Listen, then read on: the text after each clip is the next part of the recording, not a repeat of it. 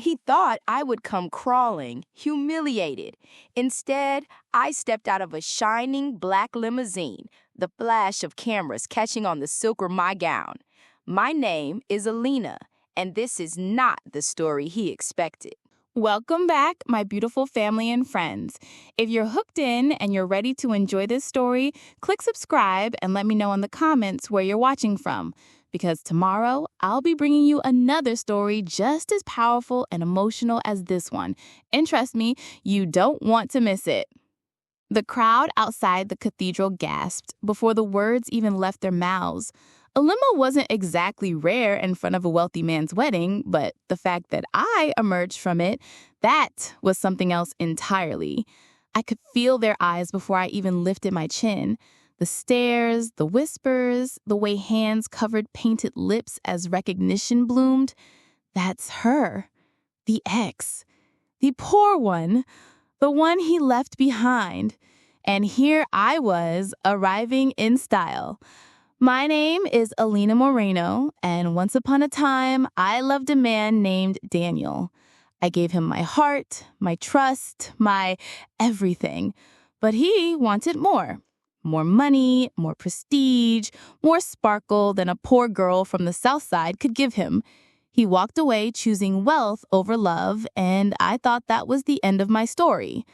I was wrong. As I stepped onto the red carpet leading to the entrance, 3 small hands tugged gently at my dress. My triplets, my pride, my miracle, my strength, stood beside me. Elena, with her fiery curls that refused to be tamed, Mateo, the little gentleman, adjusting his bow tie with a seriousness beyond his 5 years, and Sophia, shy but radiant, clutching her tiny purse like it was treasure. The gasps grew louder. A limo was one thing. Arriving with children, 3 beautiful, confident children, was a different kind of headline. The chauffeur shut the limo door with a crisp click, and I smoothed my dress. The silk shimmered under the sun, emerald green, with a neckline daring enough to make the society women frown and whisper. Every step I took was deliberate, steady, almost defiant. My heels clicked against the stone walkway, echoing louder than the murmurs. Inside, though, my chest was pounding, because as much as I wanted to look untouchable, unshaken, part of me still remembered the nights I cried myself to sleep after Daniel left me, the promises he broke, the laughter he shared with me before discarding me like a secret he was ashamed of. And now he wanted me here. I knew why. Daniel had invited me to his wedding, not out of kindness, not even out of civility. He wanted me to see the woman he chose over me, to mock me with his victory. But what he didn't know, what he couldn't possibly have imagined, was that I wasn't the same Alina he abandoned. I had rebuilt myself from ashes. The cathedral doors swung open as we approached, revealing a blaze of golden light and the swell of a string quartet.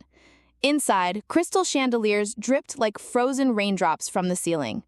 White roses lined the aisle, their fragrance heavy, intoxicating, almost suffocating. And there, at the end of the aisle, stood Daniel. For a moment, it was like time folded in on itself. His face was sharper now, older, but those eyes, the same piercing blue that once made me forget the world, were fixed on me. He hadn't expected me to come. Not like this. His smirk faltered, slipping into something that looked dangerously close to disbelief. I tilted my chin higher and gave him a smile. Not the smile of the broken girl he remembered, but the smile of a woman who had survived. Alina, Sophia, Mateo, I whispered softly, leaning down to my children.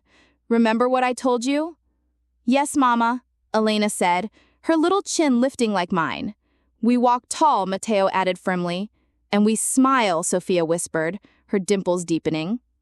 We stepped inside together, a unit, a force. And as heads turned, I could feel the sting of envy and curiosity piercing me from every direction. Society women with diamond necklaces tugged their husbands' sleeves to whisper. The bride's relatives craned their necks to see who had dared arrive with such command. Even the photographers, meant to capture the glamorous entrance of the bride, now swung their lenses toward me. Inside, I carried the storm. Outside, I was calm. And for the first time in a long time, I felt powerful. But make no mistake, this wasn't just about revenge or appearances. It wasn't even about Daniel anymore. This was about me finally stepping into my worth.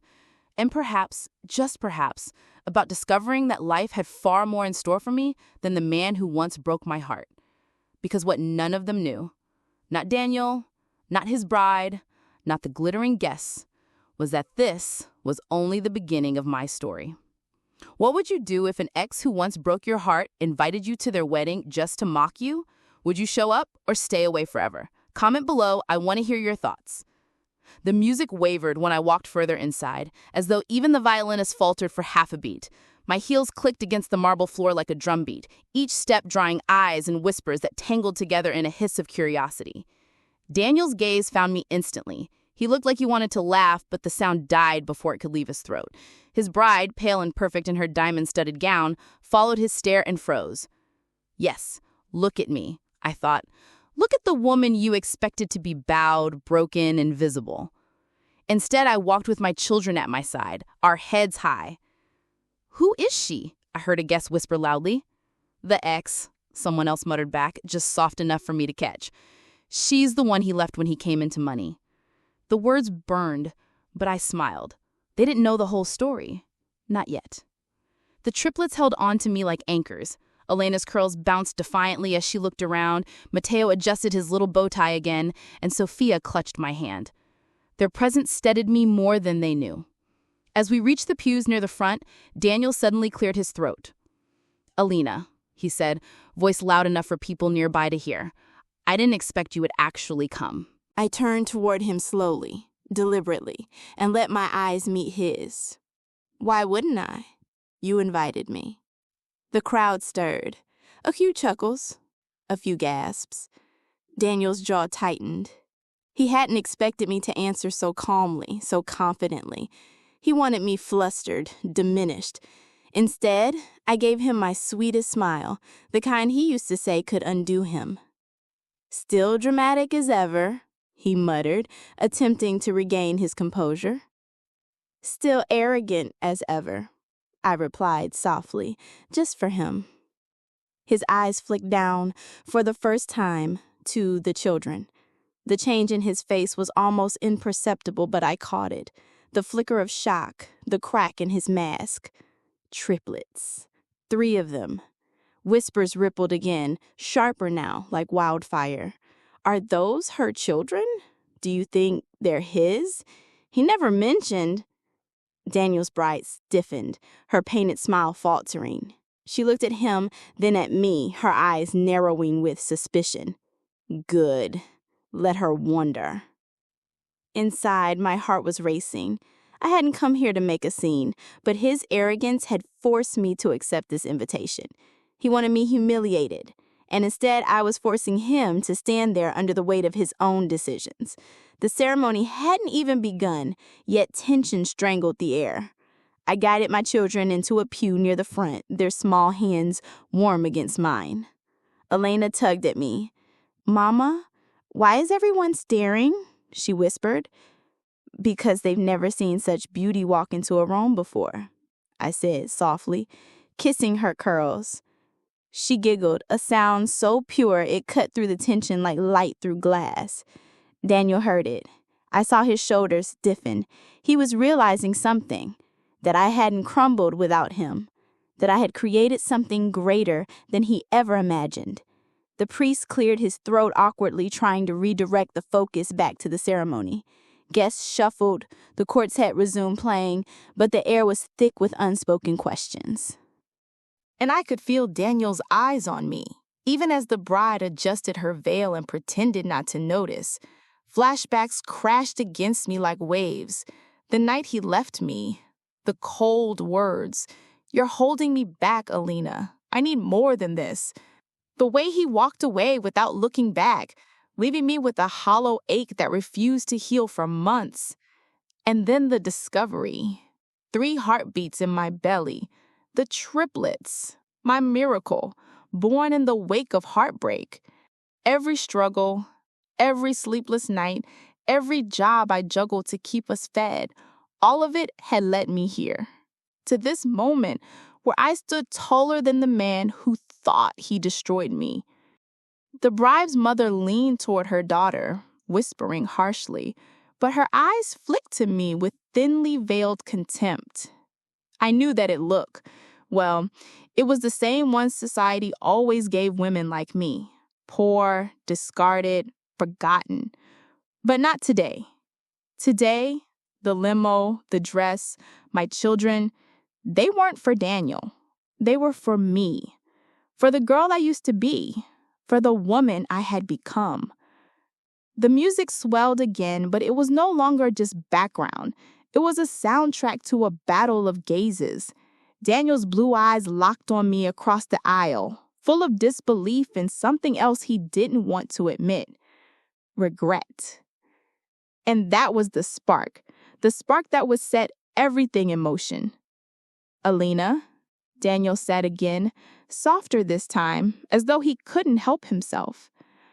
I tilted my head. Don't keep the bride waiting, Daniel. It's her day, isn't it? His bride's lips tightened. A storm was already brewing behind her eyes. Yes, I thought. Let the mask crack. Let the truth bleed through. Because this day wasn't going to unfold the way he planned. Do you think Daniel regrets leaving Alina? Or is he just angry she's not broken like he expected? Drop your thoughts in the comments. I want to see where you stand.